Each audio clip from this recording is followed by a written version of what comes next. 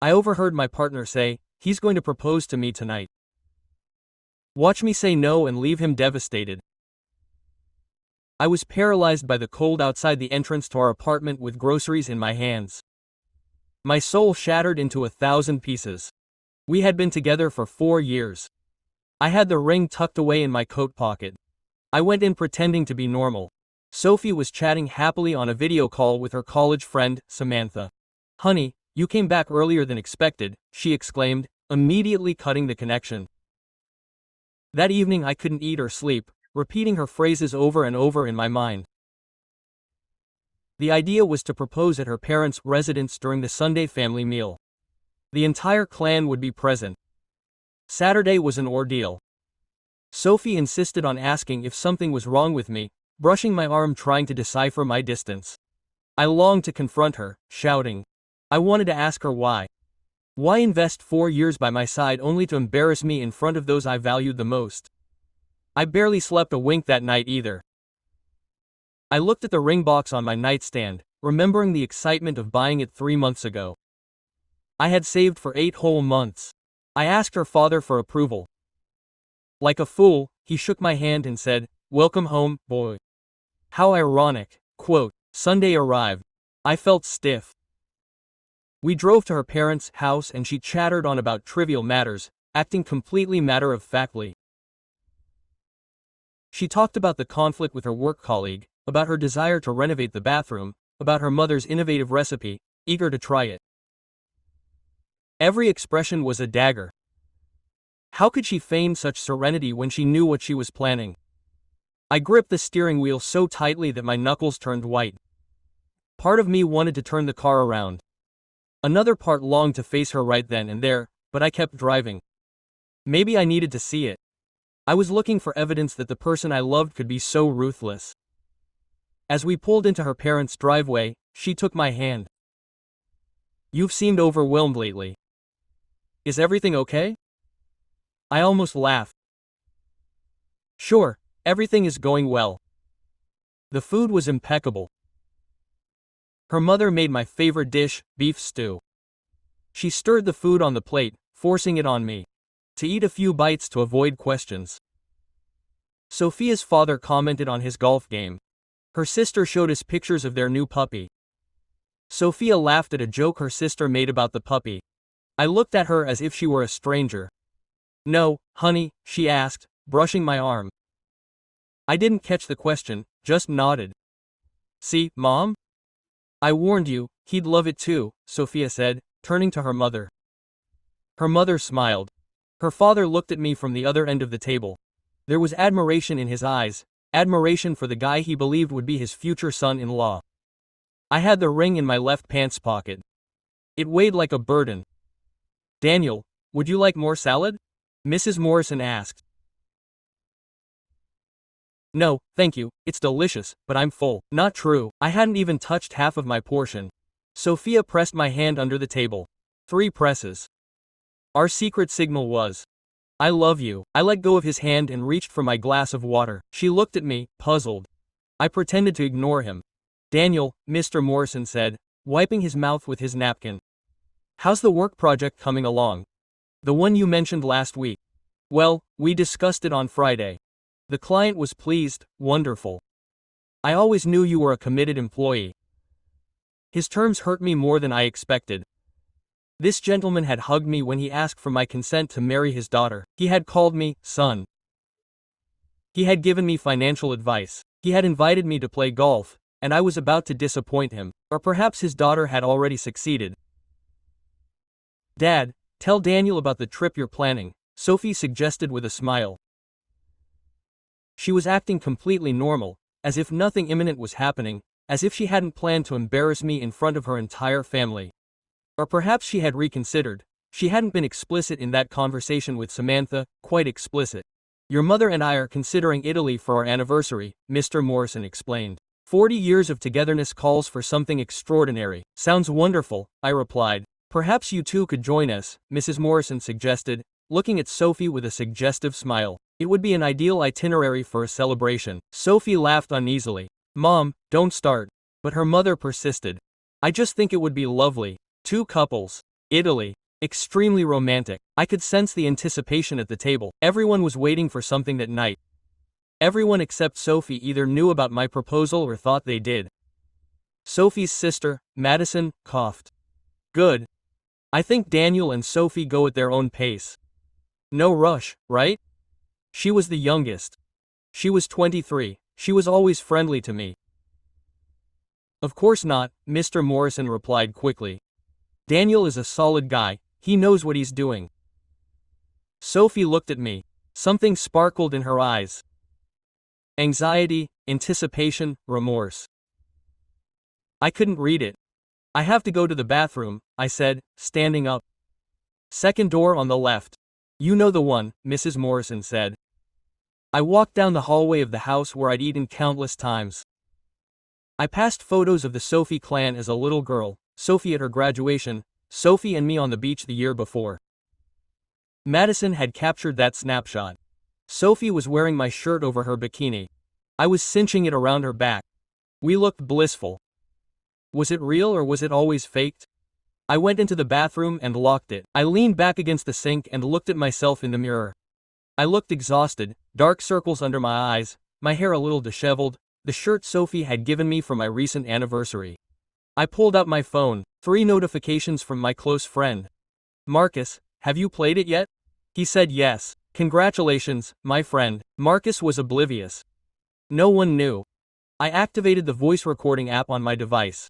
The conversation recorded on Thursday persisted. I didn't delete it. I needed to confirm that it was real, not a hallucination. I pressed play with the volume turned down low. Sophie's voice resonated clearly. He's going to propose to me tonight. Watch me say no and leave him devastated. Samantha's laugh. You're cruel, Sophie. It's just that he's been so overwhelming lately. He needs to learn that not everything revolves around his desires. But do you want him? Of course you do, but he needs to understand who's in charge here. I paused the recording. I had heard it 50 times already. Every word was etched into my memory. Someone knocked at the door. Daniel, everything's fine. It was Sophie. I put my phone away. Yes, I'm coming out now. I was just checking. You've been acting strange all weekend. I opened the door. There she was in her blue outfit, the one I gave her for her last birthday. She looked beautiful and that made everything worse. I'm in shape, just tired from work. Sure, because if you want to confess something, she looked me straight in the eyes. She was probing for something. What? Hints of a proposal or that she knew? Nothing. Let's go back.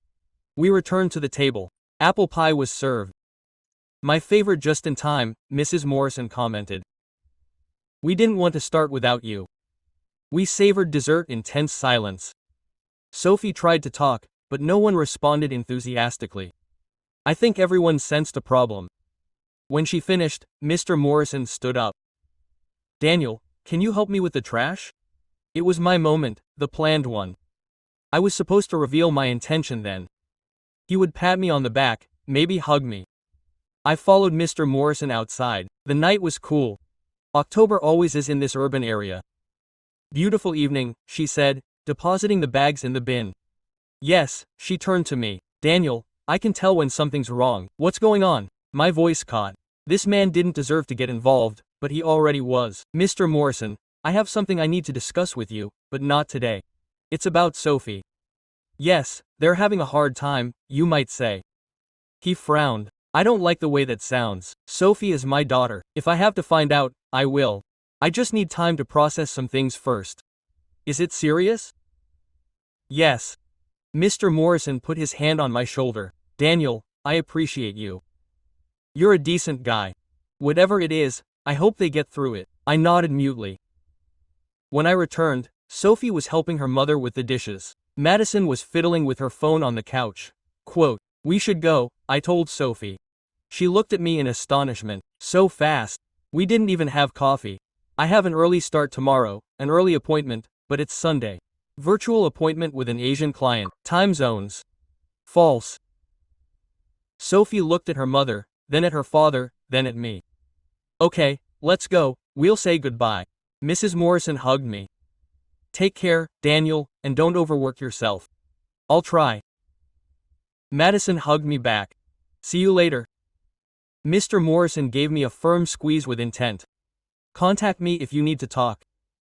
In the car, Sophie was silent for the first 10 minutes, just looking at the view. Finally she spoke. What was that? What was it? What's up with you? You barely had dinner when you told my dad that you should talk. What's going on? I told you, I'm exhausted. It's not just exhaustion. I know you, Daniel. Something else is going on. I gripped the steering wheel tightly. The words struggled to come out. Escape. I wanted to scream at her that I knew everything, that I had heard her talking, that she had destroyed my soul, but I held back because I had a clear strategy. Sophie, do you have something to confess to me? She instantly stiffened. What do you mean? I don't know. You tell me. I don't understand what you're talking about. Are you completely sure, Daniel? You're worrying me. What are you trying to say? We came to a red light. I turned my head to stare at her. Do you really love me? What? Of course I do. Why ask her now? I just needed to hear it from you. The light turned green and I kept driving. Sophia grabbed her phone and started typing quickly. She was probably texting Samantha, probably telling her that things had gone wrong, that I hadn't gotten down on one knee, that I hadn't proposed. Perfect. When we got to the apartment, Sophia went straight into the bedroom. I stayed in the living room looking at the ring box that I had left that morning on the small table. I opened it. The 1-carat white gold solitaire glistened under the lamp. I had asked the jeweler to engrave our initials inside. D+S. I slammed the box shut. Sophia came out in her pajamas. Are you coming to bed? I have to check some emails in a bit. Daniel, are you really okay? Yes, Sophia, everything is fine. She hesitated for a second, nodded, and went back into the room. I waited until she heard the door close. Then I took out my laptop. I had work to do. I opened the email and looked for the joint bank statement. Sophia and I shared one for the expenses of the apartment. I reviewed the transactions from the last month. 3 cash withdrawals that I didn't recognize at all, 500, 300, and 700, all made by her. I opened an Excel sheet and wrote down the date, amount, and ATM. Then I went to Facebook. Samantha's profile was private, but there were public photos. One from 15 days ago, Sophia and her, at a fancy restaurant. I was working until the wee hours that day. Another photo from a month ago, Sophia at a party she never told me about. I followed her on Instagram, Twitter, TikTok. She had accounts I didn't know about. On one, she uploaded photos with me and posted weird stuff. My boyfriend, the banker. I'm not a banker. I work in marketing. Dinner courtesy of my boyfriend. Living the life I deserve. Her friends' comments were worse. Make the most of it. That ring is going to be epic. I also want one that pays for everything. I took screenshots of everything. Then I called Kevin, my computer friend, who I owed a favor to since I helped him move. Kevin, I need you to give me a hand. Tell me, buddy, can you recover deleted messages from a cell phone? It depends. Do you physically have the phone? Yeah, technically you can legally. Well, she's your girlfriend. Joint account rented in your name. You know what to do. Bring it to me tomorrow. I'll see what's there. Quote. I hung up and looked toward the bedroom. Sophia was sleeping soundly. I could hear her breathing from the living room. I got up, went to the kitchen, and made coffee, even though it was almost 11 at night. Sleeping wasn't in my plans. While the coffee was brewing, I searched my phone for family lawyers near me. We weren't getting married, but we were living together. We had a joint account. His things were in my apartment and mine used to be in his. I needed to know my rights. I found 3 with very good reviews and emailed them asking for an appointment. Then I looked up signs of a toxic relationship. The first article listed 20. Sophia was at least 12. Emotional manipulation, gaslighting, financial control, isolation. How had I not seen it before? Because I was in love. Because I trusted him blindly, because I thought we were a team. My phone vibrated. A message from Marcus. How are you? Is there a ring yet? I didn't answer. Another message. Dude, are you keeping me guessing? I wrote. In the end, nothing. We'll talk tomorrow. All good. Yeah, just exhausted. I went back to my laptop with my coffee. I had to think calmly. Sophia was expecting me to propose and she was planning to reject me to humiliate me. She wanted to be in complete control. Why? What did she get out of it? I remembered the conversation I had overheard. She has to learn that not everything is when he decides. When had I ever been demanding? I had worked, paid bills, contributed to the apartment, treated her well, or so I thought. Maybe my sin was loving her too much, being too stable, too predictable. Maybe she needed drama. Well, she wasn't going to have drama with me. I opened a new document. Plan to break up with Sophia Morrison. 1. Gather evidence of suspicious behavior. 2. Separate finances little by little. 3. Consult a lawyer. 4. Find a new apartment. 5. End the relationship without scandal. 6. Block all contact. I read it 3 times. It sounded cold, calculating, but she had been cold. First, I saved the file with a password and closed the laptop. It was 2 in the morning and I still wasn't sleepy. I went to the window and looked out over the illuminated city. Somewhere out there was someone who would truly love me, who wouldn't plan to destroy me, who would value what I gave. Sophia wasn't that person. The sooner I accepted that, the sooner I would start to heal. I picked up the ring, looked at it one last time, and put it in my desk drawer. I wouldn't give it back just yet. I would wait for the right moment, because that night I had learned that timing is everything and my moment was coming. I arrived at the office early on Monday. Sophia was still asleep when I left. I left her a note. Early meeting. See you later that night. At my desk, I checked my email. All 3 lawyers had responded. I had made appointments with all 3 that same week. Marcus showed up with 2 coffees. Come on, spill the beans. Why didn't you propose? I changed my mind. What? Have you been planning this for months? Things change, Marcus. Daniel, what happened? Seriously, I looked at him. He was my best friend since college and I trusted him, but I still couldn't tell him everything. I need to confirm a few things first, then I'll tell you. It sounds bad. It might be. Marcus left without insisting, that's why we were still friends. He knew when to stop. Kevin called at 10. Bring me my phone by lunchtime. I have a program that recovers deleted messages from the last 3 months. How long does it take? An hour if I'm lucky, 2 if it's complicated. The problem was how to get Sophia's number. I had it with me. I always texted her, let's have lunch today. Can we go to that Italian place you like? She replied quickly. No, I can't. I made an appointment with the girls from work. Perfect. If I was with them, I would leave my phone on the table. Impossible. Pick it up. I called directly. Hello, honey. Hello, is everything okay? Hey, did you leave your charger in my car? I think I saw one this morning. No, I have mine here. Oh, okay, that'll be mine then. See you later. Love you. And me. Lies, lies, and more lies. That's how we were. That afternoon I had my first consultation. The lawyer's name was Richard Torres, about 50 years old. Elegant office. Tell me about your case, he said, folding his hands. I told him everything. 4 years together, apartment in my name, joint account, the conversation I overheard. Married children. No and no. Then it's simple. You can end it whenever you want. The problem is the joint account. She would be entitled to half, unless she proves that the money is exclusively hers. I have all my income documented. She barely contributes 20%. Perfect.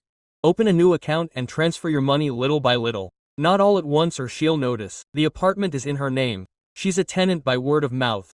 With formal notice. She has 30 days to leave. I took notes on everything. $200 for the consultation. It was worth it.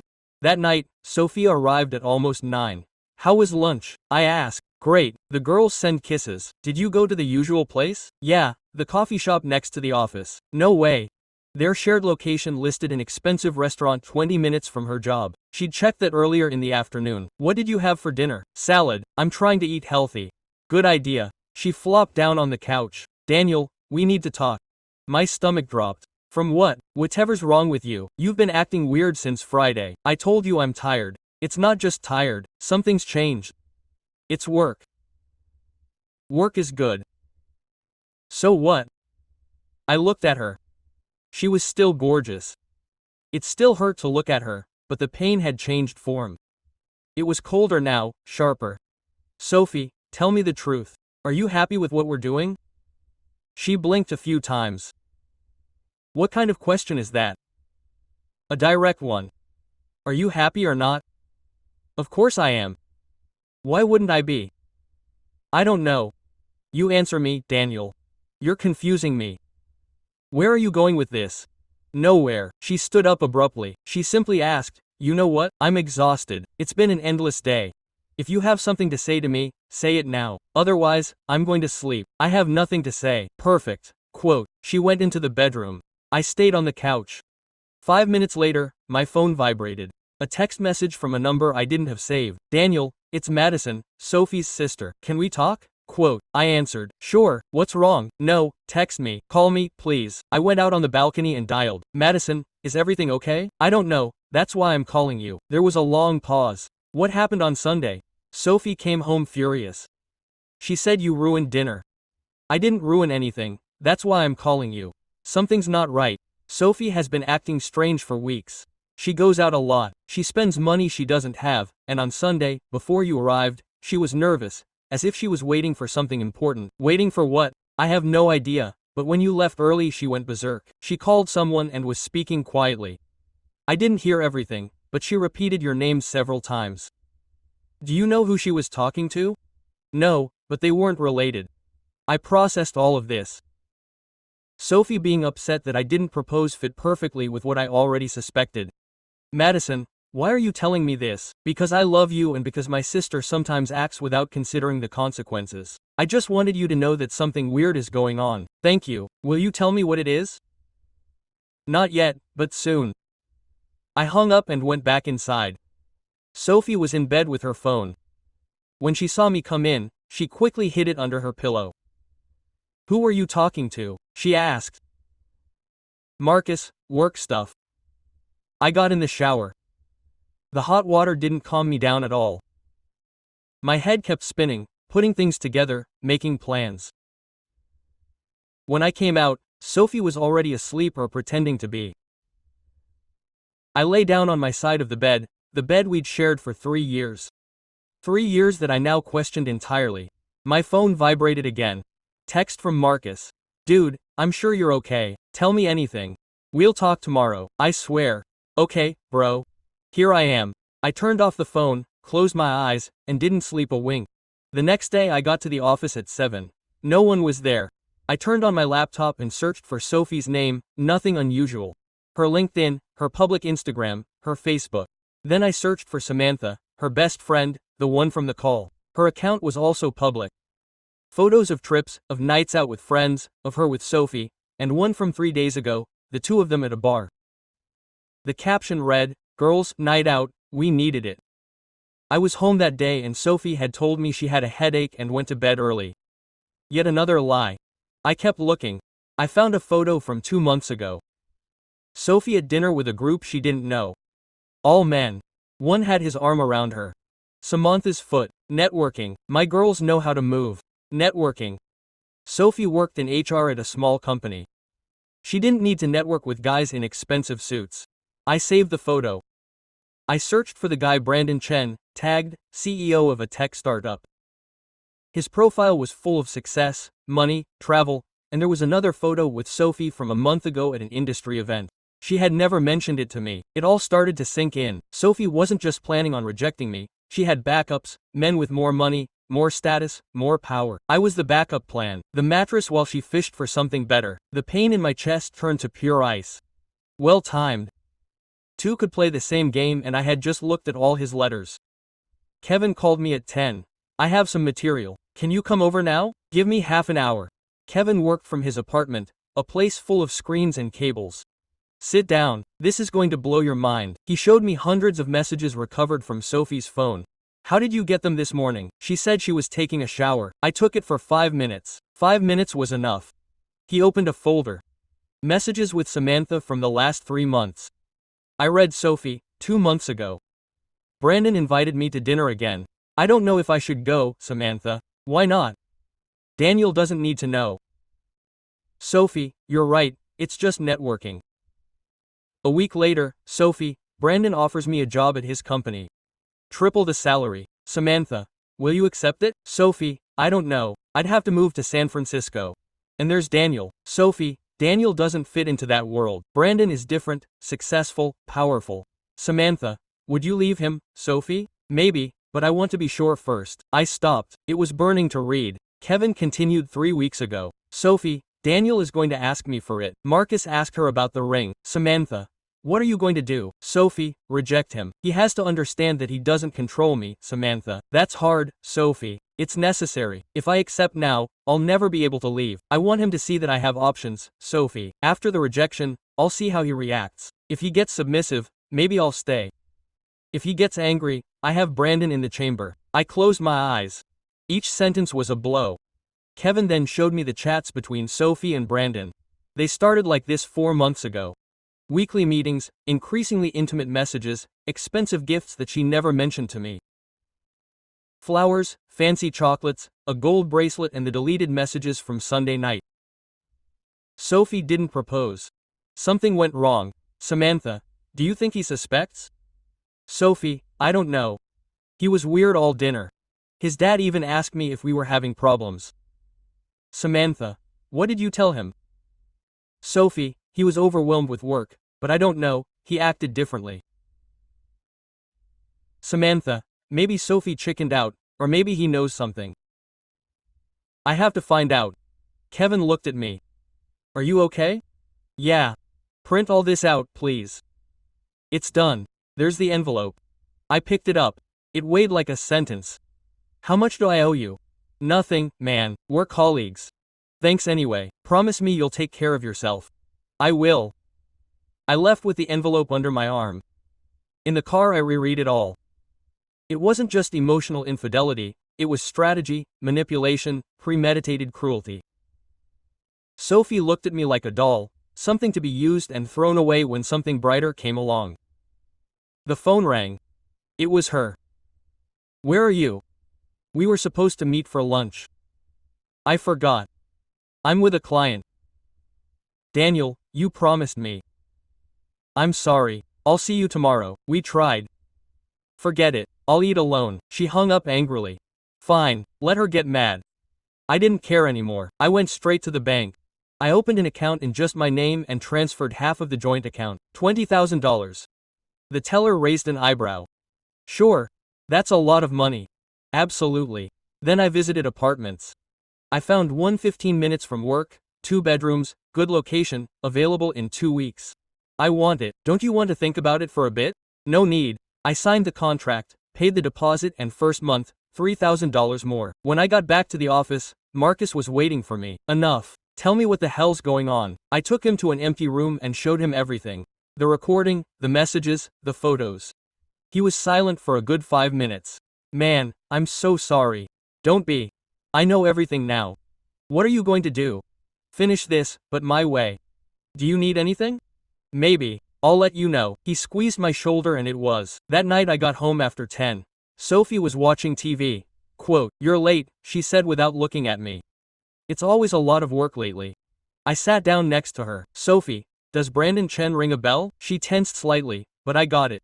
Who? Brandon Chen, the CEO of Tech Vision. I don't know anyone by that name. Sure. I thought I went to one of his events. I don't know what you're talking about. Okay, I must have gotten it wrong. She looked at me suspiciously. Why are you asking about him? A client mentioned him. He said he's looking for HR people.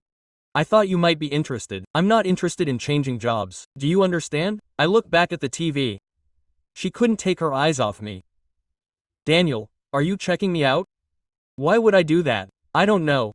You've been acting weird for days with weird questions. There's nothing weird. I just feel like you don't trust me anymore. I stared at her. And I should trust you.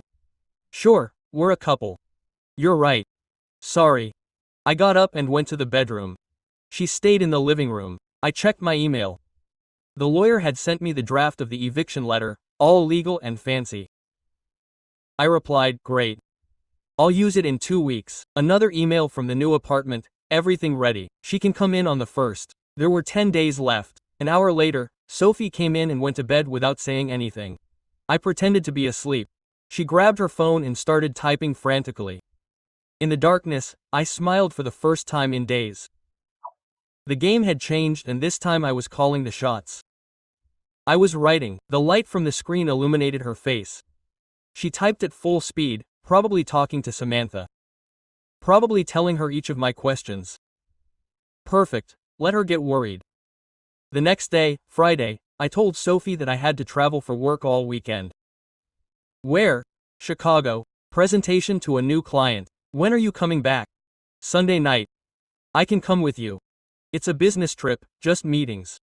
Do you understand? I wasn't going to Chicago. I would stay with Marcus. I needed some distance to reflect and plan my next moves. That same Friday afternoon, I packed a small suitcase. Sophie watched me from the doorway of the bedroom. I really can't go. I really can, but I'll make it up to you when I get back. Okay. I kissed her on the cheek. She expected more, as she always did, but I had nothing left to offer her. At Marcus's house, I spilled everything. Every detail, every step of the plan. It's great, Marcus said. But are you absolutely sure? There's no turning back after this. I am. And is your heart prepared? My heart has suffered enough. Now it's my head's turn to take charge. Marcus nodded. So, let's make it perfect. We spent the weekend plotting every move, every detail, every possible contingency. By Sunday night, everything was ready. All that was left was to put it into action, and that would start on Monday morning. On Monday, I arrived at the office with my goal crystal clear. Sophie thought she had been in Chicago. In reality, I had spent the weekend organizing my escape. At 9 a.m. I got an email from HR, departmental meeting, conference room B, 10 o'clock. I went up to the third floor. The room was full. My boss Robert was standing at the front. Good morning, everyone. I want to introduce you to our new external consultant. She will help us optimize processes. She is Andrea Ruiz. A woman in her 30s entered, with black hair pulled back in a simple ponytail, an impeccable gray suit, minimal makeup. Delighted. I will be working with you for the next 6 weeks. Her voice was firm, direct, and without artifice.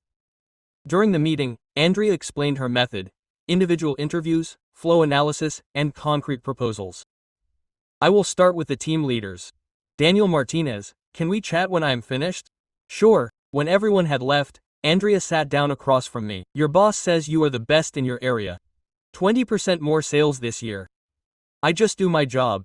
Most people do the right thing. You go above and beyond. She took out a notebook. Why? Because if I do things right, I can sleep soundly. An interesting answer. She wrote something down.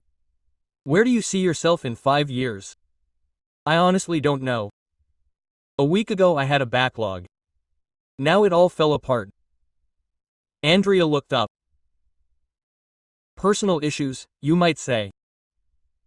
You don't have to tell me if you don't want to. Sometimes it helps to vent. I watched her. There was something genuine about her.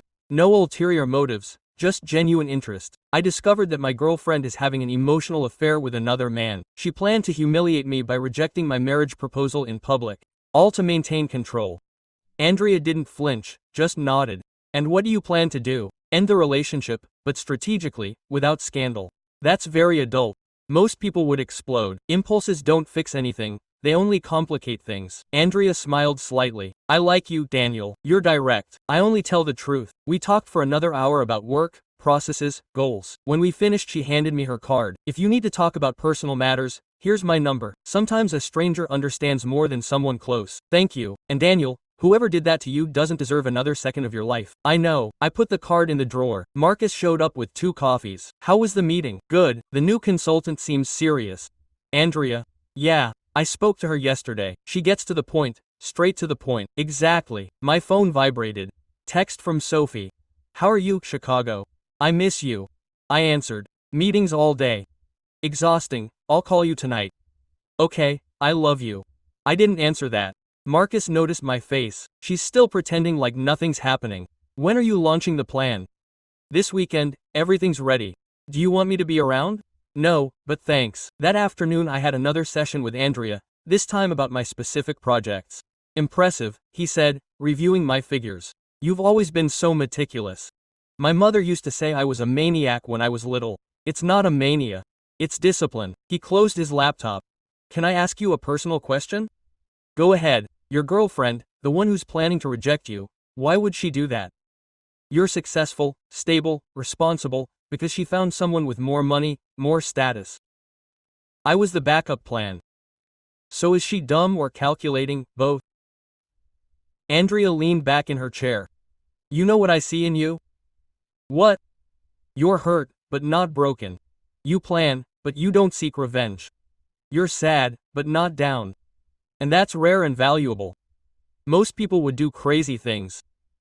You just want to go out with your head held high because dignity is the one thing no one can take away from you. Andrea smiled. I definitely like you. That night Sophie called 3 times. I didn't answer any of them. I texted her. Client meeting. I'll call you later. I never called her. On Wednesday Andrea and I had lunch in the office cafeteria. We talked mostly about work, but also about other things. Do you have family here? I asked. No, I moved 6 months ago. Divorce. I needed to start over. I'm sorry. Don't be sorry. It was for the best. He was controlling, jealous, manipulative. How long have you been married? 5 years. The last 2 were hell. How did you know it was time to leave? When I realized I preferred solitude to her presence, when silence was more comfortable than her company. I totally understand that feeling. That's why I recognized you when you talked about your girlfriend. A year ago, I had that same look in the mirror. And now you're better, much better. I have my apartment, my job, my peace of mind. Sounds great. It is, and you will be too. You just have to take the step. I went back to my desk thinking about her words. Andrea was right. All that was left was to take the step. On Thursday, Sophia showed up at my office unannounced. Surprise, she said with a smile that didn't reach her eyes. What are you doing here? I missed you. I thought we could have lunch together. I have a meeting in 10 minutes. Daniel, you've been avoiding me all week. I'm not avoiding you, I'm busy. She came closer. Are you mad at me? No, then why are you acting like this? I don't behave at all. He took my hand. Darling, tell me what's wrong. Nothing's wrong, everything's fine, don't lie to me, I know you. I have to go to the meeting. Daniel, do you still love me? The question pierced me. 15 days ago I would have said yes, without hesitation. Now the words got stuck. I have to go. I left before he insisted. Sophie stayed in the office. Marcus watched her leave 10 minutes later, visibly upset. Okay, it doesn't affect you anymore, he said. Not anymore. On Friday Andrea invited me to have coffee after work. We went to a quiet place near the office, last formal meeting, she said, but I wanted to say a proper goodbye. Are you done with the report? Yes, I have it due next week and then I'm off to another project in Boston. I'm leaving on Monday. I felt a twinge in my chest that I wasn't expecting. I understand, but Andrea pulled out her phone. I'd like to stay in touch, if that's okay with you. Sounds great. We'll exchange personal numbers. Andrea smiled. Daniel, you're going to be okay. Trust me, you're so sure. Because you're the type who gets up, learns, and grows. She put her phone away and when you're ready, someone who truly values you, someone genuine, will come along. Thank you. Don't thank me. Just promise me you won't go back to her. I won't. Okay, we said goodbye in the parking lot. Andrea gave me a brief, professional but warm hug. Take care, Daniel. You too. I watched her drive away. Something had changed in me that week. It wasn't love. Not yet, but it was hope. Hope that there was life after that. From Sophie. That night I arrived at the apartment. Sophie was cooking. I made your favorite dish, she said. Chicken with potatoes. Thank you. Can we talk after dinner? Sure. We ate almost in silence. She tried to bring up the subject. I answered in monosyllables. When we cleared the table, we sat on the couch. Daniel, I need to know what's going on. Nothing's going on. Are you lying to me? You've been distant, cold, different. Maybe I'm exhausted. It's not just tiredness, it's like you don't love me anymore. I stared at her. And that worries you now? Of course it worries me. Are you my boyfriend? Your boyfriend or your safety net? Sophie turned white. What did you say? Nothing. Forget it. You said something about a safety net. What does that mean? It means I'm tired, Sophie. That's all. She didn't believe me, but she didn't insist. That night I slept on the couch. The finale would start on Saturday. I woke up early. Sophie was still asleep. I made coffee and took out the envelope with all the evidence. Documents, messages, printouts, photos, bank statements, eviction notice. At 8 I called Mr. Morrison. Daniel, What's the surprise? Everything's fine. I need to see you today. If possible, of course. Are you coming over? I prefer a neutral location. Do you know the coffee shop on Main Street? Yes, I'll be there at 10. I hung up and left a note for Sophie. I went for a run. I'll be back in a few hours. I got to the coffee shop 15 minutes early. Mr. Morrison showed up on time. Coffee? He asked. I already ordered. Thank you. We sat down at a table out of the way. He looked at me with concern. What happened, Daniel? I took out the envelope. I have to show you something. I handed him the screenshots of the messages. He read them silently. His face went from curiosity to astonishment to deep disappointment. Where did you get these? From Sophie's phone. I got them back. This is incredible. I can't take it in. I didn't want to accept it either, but it's true. Mr. Morrison read the messages again with a smile, carefully, especially the ones that mentioned Brandon Chen. Who is that guy? CEO of a startup. Sophie met him 4 months ago. She offered him a job in San Francisco, and she was planning on leaving you after publicly humiliating me. First, she wanted to embarrass me.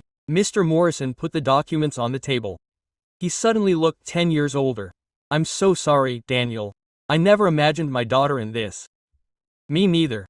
What are you going to do? I already did it. I transferred my money. I found a new apartment. I'm serving her the eviction notice today. Eviction. The apartment is in my name. She has 30 days to leave. Mr. Morrison nodded slowly. That's fair. It's going to hurt though. It's hurt enough. Can I have a copy? Her mother needs to know. Sure, I already made her a complete set. Mr. Morrison put it in his inside jacket pocket. Daniel, I've always held you in high regard. What Sophia did to you is unforgivable. Thank you for listening to me. Do you need anything? Help with moving? A place to stay? I'm fine, I have everything organized. We said goodbye in the parking lot. Mr. Morrison gave me a big hug. You'll find someone who deserves you, someone who truly values you. I hope so. I got to the apartment at 11. Sophia was awake. She was drinking coffee in the kitchen. Where were you? You hadn't gone running. I had a date. A Saturday. Yes. With whom? With your father? Sophia almost spilled her coffee. What? Why? Because I had to tell him certain things. What things? I took my copy out of the envelope and put it on the table. The truth. Sophia opened the envelope, took out the pages and began to read. Her face went from surprise to panic and then to rage. You were spying on me. I discovered your plans. This violates my privacy. This is reality. Sophia threw the papers away. Everything is out of context. Those messages don't mean what you think. Oh, no. So, explain to me what you mean. Samantha and I were just joking. You were joking about rejecting me, about Brandon Chen, about taking my money while you looked for something better. It wasn't like that. And how did it go then? Sophia sat down. She was breathing heavily. She was searching for words, excuses, lies. Daniel, I love you. You don't love me, you're using me. That's not true. The messages say exactly the opposite. They're being misinterpreted. Sophia, get over there. I know everything. Brandon, the meals, the position in San Francisco, your idea of leaving me to get ahead of yourself. She started to cry. She was lost. She was scared. She didn't know what she wanted. Now you know and I know. What does that mean? I took out the eviction notice and handed it to her. You have 30 days to leave the apartment. Sophia read the document. Tears were streaming down the paper. You can't do this to me. Of course I can. The apartment is mine. And where am I going to go? That's none of my business anymore. Daniel, please. I made a mistake. A mistake. It wasn't a mistake. There were several decisions made over months. Sophia stood up and tried to touch my arm. I pulled away. Don't touch me. Can we fix this? There's nothing to fix. I love you. I really do. You don't know what it's like to love, you only know how to manipulate. My phone rang. It was Marcus. It's okay. Yes, it's done. Do you want me to pick you up? No, I'm fine. I hung up. Sophia looked at me desperately. It was Marcos. How many people know? Your father Marcos helped me. And soon your mother too. Don't tell my mother. Your father already has a copy of everything. He'll decide. Sophia collapsed on the couch. She was crying inconsolably, but I didn't feel anything. No sorrow, no pain, only emptiness. Daniel, give me another chance. I swear I'm going to change. You've already had 4 years of opportunities. Please, grab my jacket. I'm leaving. When I get back tonight I want you to be calm. You have 30 days. Make the most of them. Where are you going? That doesn't matter to you anymore. I left the apartment. In the car, I took a deep breath. My hands were shaking a little, not from fear, but from relief. I went to Marcus's house. He opened the door before I knocked. How are you? Good. Surprisingly good. Did she cry a lot? Did she make you doubt yourself? No. Marcus smiled. Perfect. Come in. We ordered pizza. We spent the afternoon watching football games. We didn't talk about Sophia or the future. We were just there in the present. At 7, a text came from Madison. Dad told me everything. I'm so sorry. Sophia doesn't deserve to be forgiven, I replied. Thank you for understanding. How are you? I'll be fine. If you need anything, I'm here. I know. Thank you. Another text from Andrea. How's your weekend been? Intense. I broke up with my girlfriend today. Really? Are you okay? Yes, it was necessary. Well, you're stronger than I thought, or you were just fed up with lies. Both. Do you want to talk? Maybe tomorrow. Today I just want to disconnect. I understand. I'm here whenever you want. Thank you. I put my phone away. Marcus looked at me. The consultant. Yes. Do you like her? I don't know yet, but she's genuine. That's saying a lot. I got back to the apartment at 10. Sophia was in the room with the door closed. They could hear the sound of soybeans on the other side. A part of me wanted to comfort her, the part that had loved her for 4 years, but that part no longer had the upper hand. She slept better on the couch than she had in weeks. I woke up late on Sunday. Sophia was in the kitchen making breakfast. I made you pancakes, she said hoarsely. I'm not hungry. We need to talk. We've already talked. No, seriously. I sat down. You have 5 minutes. Sophia sat across from me. Her eyes were puffy and red. You're right about everything. I used you. I lied to you. I planned horrible things and I'm truly sorry. Okay, I'm sorry. What else do you want me to say? That I forgive you? That I give you another chance? Not that. I can do it. Why not? Because I don't trust you anymore. And without trust there's no relationship. I can earn your trust again. You can't. That takes years, and I don't have years for you anymore. Sophia looked down. So this is it. Yeah, we're not even going to try. There's nothing to try. She got up and went into the room. She slammed the door shut. I stared at the pancakes that I wasn't going to try. My phone vibrated. Message from Andrea. Good morning. Today is a little better. Do you fancy a coffee? I'm staying in the city for another day. I'd love to. Same place in an hour. I showered and got dressed. Sophia came out as I was leaving. Where are you going? For coffee? With whom? With a friend. Since when do you have friends? From now on. I left before she could reply, and for the first time in weeks I smiled. 6 months later, the new apartment was fully furnished. 2 bedrooms, city views, everything clean, all mine. Marcus hung the last painting on the wall. Living room. That looks great, bro. Thanks for helping me out. Andrea's coming in an hour. She got back from Boston yesterday. Are you guys serious? We're still checking it out, but it's different. Different is good.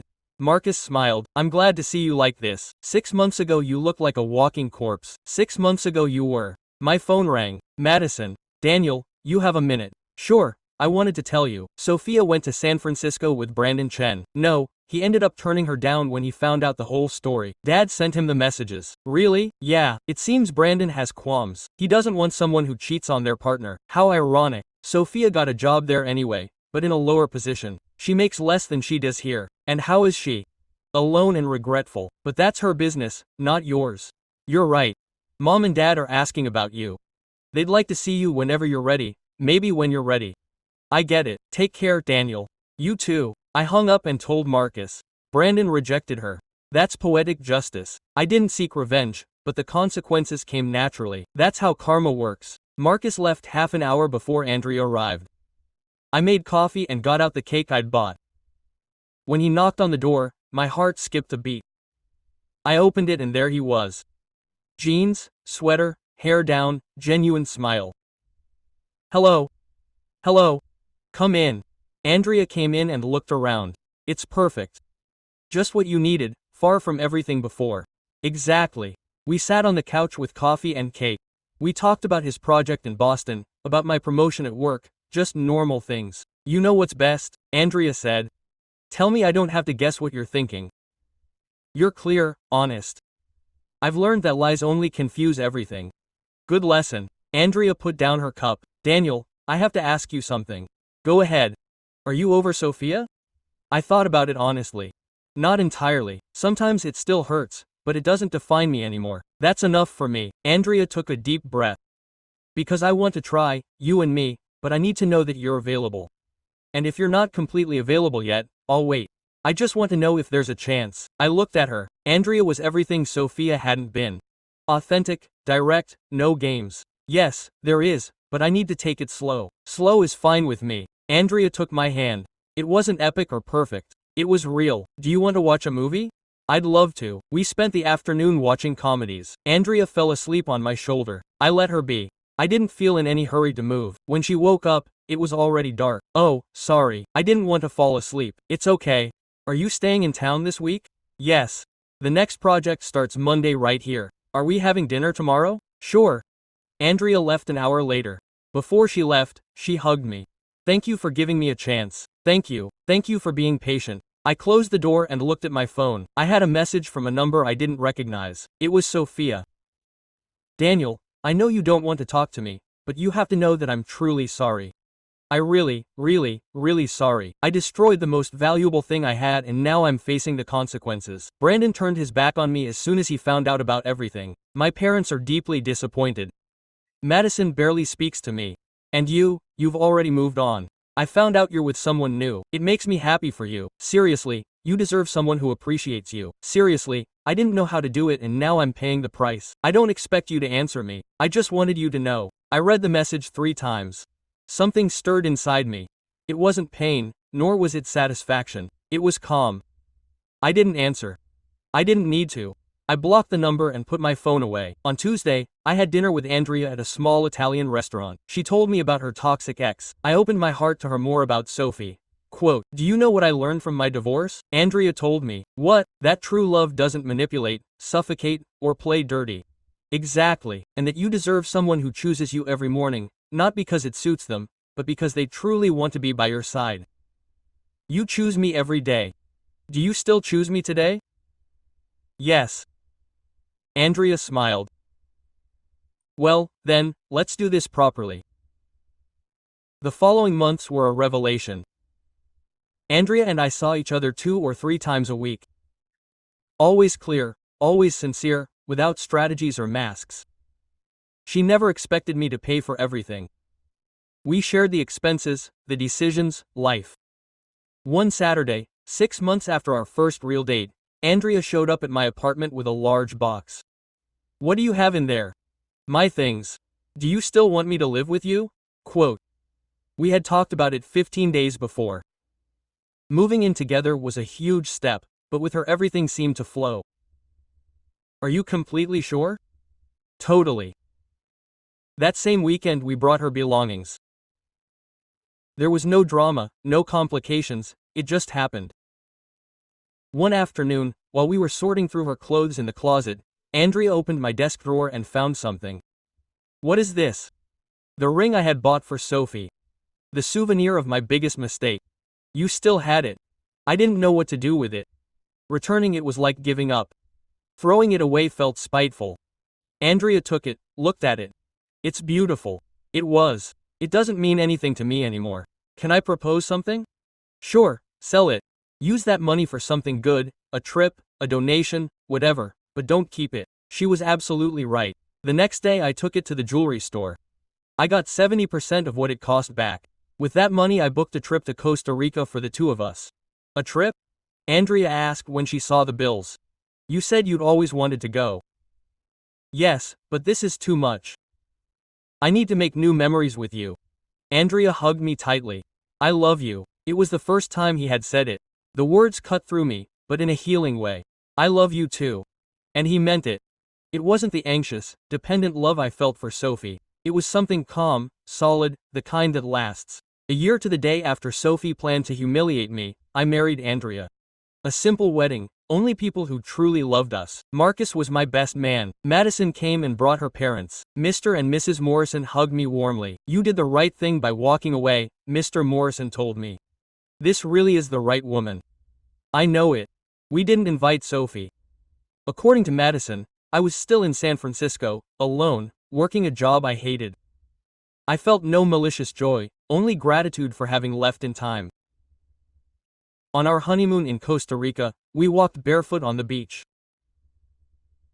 Happy? He asked me. So happy.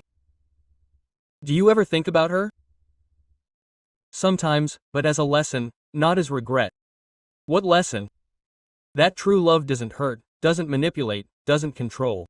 Andrea stopped and looked me in the eyes. And what we have is true love. Yes, this is true love. We kissed as the sun sank into the sea. It wasn't cinematic. It was better. It was real.